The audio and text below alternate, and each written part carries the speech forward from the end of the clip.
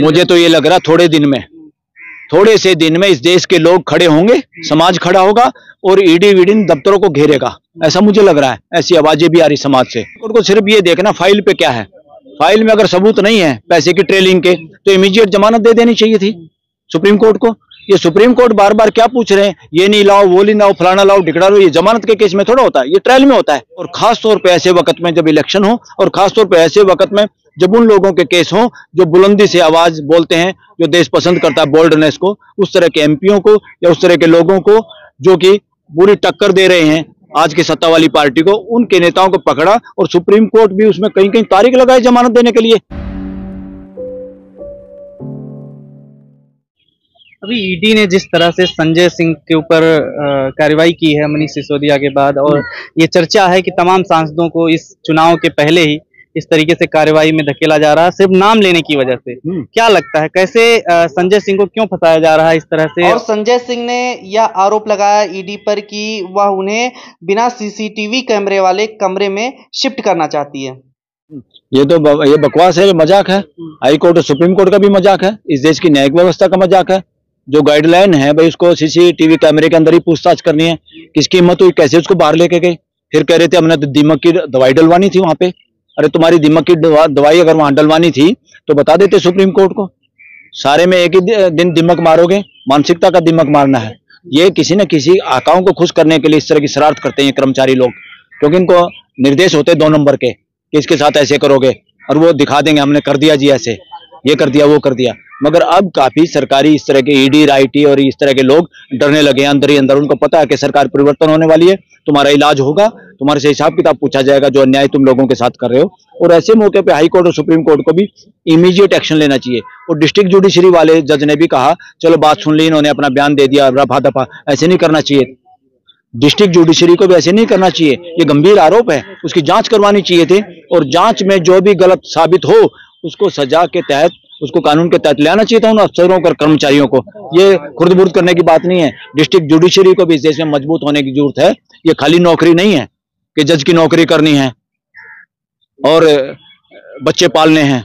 जजों का काम ये नहीं है कि नौकरी इसलिए कर रहे हैं कि बच्चे पालने हैं। जजों का अगर आपको न्याय देने की बात हो, न्याय आपके दिमाग में हो, भय अगर आपके दिमाग में है 1% भी किसी जज के, उसको तुरंत नौकरी से इस्तीफा देना चाहिए, कुछ और काम करना चाहिए। जजों को बोल्डली वो काम करना चाहिए। 1% भी कहीं ना कहीं अगर आदमी की गरिमा का, सुप्रीम कोर्ट हाई कोर्ट के कानून का कोई उल्लंघन हो रहा है, उल्लंघन करने की हिम्मत हुई क्यों? बड़ी बात यह है। उस कर्मचारियों का खाली एफिडेविट देता है, एफिडेविट तो बहुत बार झूठे देती है सरकार, बहुत बार गुमराह करती है। हाई कोर्ट को, सुप्रीम कोर्ट को भी गुमराह करते हैं बहुत बार। तो डिस्ट्रिक्ट कोर्ट को समझते कुछ नहीं। तो सरकार के लोगों को, डिस्ट्रिक्ट जजों को भी मजबूती दिखाने की जरूरत है। और मैं तो ये कह रहा हूं इस देश में परिवर्तन और करने की जरूरत है। डिस्ट्रिक्ट जुडिशरी हो, चाहे हाई कोर्ट हो, चाहे सुप्रीम कोर्ट हो, इनका सुरक्षा की जिम्मेवारी इनकी अपनी सुरक्षा बल होना चाहिए। सरकारी सुरक्षा बल के सहारे इस देश की जुडिशरी फ्यूचर में काम नहीं कर पाएगी। क्यों? क्योंकि वो लोग, उनमें से बहुत सारे ऐसे भी होते हैं जो इंटेलिजेंस का काम करते हैं और सरकार को बताते रहते हैं इनके बारे में। सुप्रीम कोर्ट के चीफ जस्टिस को इस बारे में एक फैसला लेना चाहिए कि इस देश के जजों की सुरक्षा के लिए अलग सैनिक बल हो जो डायरेक्ट सुप्रीम कोर्ट के अंडर में हो, चीफ जस्टिस के अंडर में हो, या हाई कोर्ट के जजों का एक कमेटी के, एक अकेले चीफ जस्टिस के भी नहीं होना चाहिए। कोई भी एक आदमी बहुत बड़ी गड़बड़ कर सकता है। हाई कोर्टों के जज, सुप्रीम कोर्ट के चीफ जस्टिस, इनकी कमेटी में वो सुरक्षा बल काम करे और सुरक्षा इनके हाथों में होनी चाहिए। सरकार के भरोसे नहीं रहनी चाहिए इनकी सुरक्षा, ना रिटायरमेंट के बाद ना नौकरी के दौरान। सबूत के बारे में जब सुप्रीम कोर्ट ने पिछली बार ईडी से पूछा था कि सबूत कहाँ है जमानत के ऊपर मनीष सिसोदिया के, और अभी जिस तरीके से संजय सिंह को सिर्फ नाम लेने के आधार पे, क्या लग रहा है इनके पास कुछ है नहीं, सिर्फ ये किस वजह से? अरे भाई, ये काम तो ट्रायल कोर्ट का है, सजा देना। सुप्रीम कोर्ट का, हाई कोर्ट का इतने बड़े पचड़े में थोड़ा बनना चाहिए। हाई कोर्ट और सुप्रीम कोर्ट को सिर्फ ये देखना फाइल पे क्या है। फाइल में अगर सबूत नहीं है पैसे की ट्रेलिंग के तो इमीडिएट जमानत दे देनी चाहिए थी सुप्रीम कोर्ट को। ये सुप्रीम कोर्ट बार बार क्या पूछ रहे हैं, ये नहीं लाओ, वो नहीं लाओ, फलाना लाओ, ढिकड़ा लो, ये जमानत के केस में थोड़ा होता है, ये ट्रायल में होता है। और ट्रायल में भी जब होता है जब दूसरा वकील सामने वाला कहता है। ये अगर जमानत पे भी आप लोग इतनी लंबी तारीख, और वो भी सुप्रीम कोर्ट में बार बार तारीख लगेंगी जमानत पे, क्या मैसेज आएगा देश में? मैं इंडिविजुअली और हमारे बहुत सारे वकील साथी इस बारे में ये सोचते हैं ये तरीका सही नहीं है ऑनरेबल सुप्रीम कोर्ट का हैंडल करने का। और खास तौर पे ऐसे वक्त में जब इलेक्शन हो, और खास तौर पे ऐसे वक्त में जब उन लोगों के केस हों जो बुलंदी से आवाज बोलते हैं, जो देश पसंद करता है बोल्डनेस को, उस तरह के एमपीओ को या उस तरह के लोगों को जो कि बुरी टक्कर दे रहे हैं आज की सत्ता वाली पार्टी को, उनके नेताओं को पकड़ा और सुप्रीम कोर्ट भी उसमें कहीं कहीं तारीख लगाई जमानत देने के लिए। This is not the proper way as per constitution.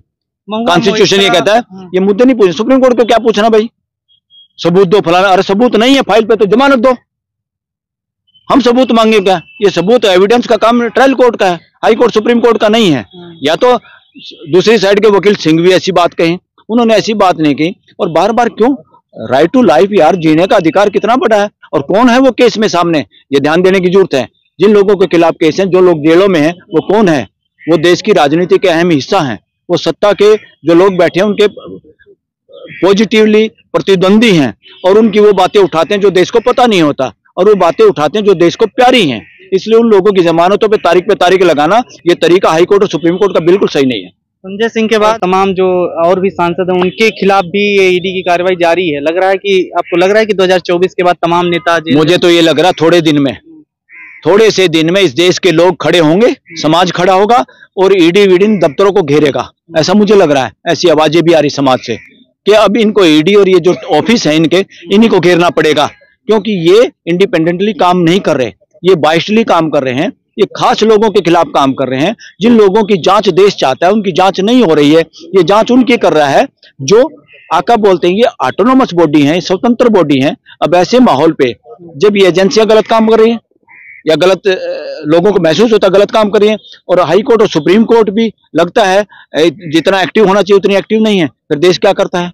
देश खड़ा होता है तभी देश सड़कों पे आता है, वरना देश को सड़कों पे घूमने का कोई अच्छा नहीं लगता। देश को, किसानों को आंदोलन करना अच्छा नहीं लग रहा था, 13 महीने अपने घर से दूर बैठना और उनके सामने इस तरह की तारें गाड़ना जैसे दूसरे देश के लोग हों, ये इस तरह की बेइज्जती करना किसने इजाजत दे दी? और कौन नेता है जिनके दिमाग में खुरापात बैठ गई कि लोगों को डराया जा सकता है, लोगों को दबाया जा सकता है? अरे पूंजीपति को डराया जा सकता है जो ठगी का पैसा जो कमाते हैं, किसान को जो अपनी मेहनत से खाता है, मजदूर जो अपनी मेहनत करके फिर भी कम मिलता है उसको, वो लोग डरने वाले हैं क्या?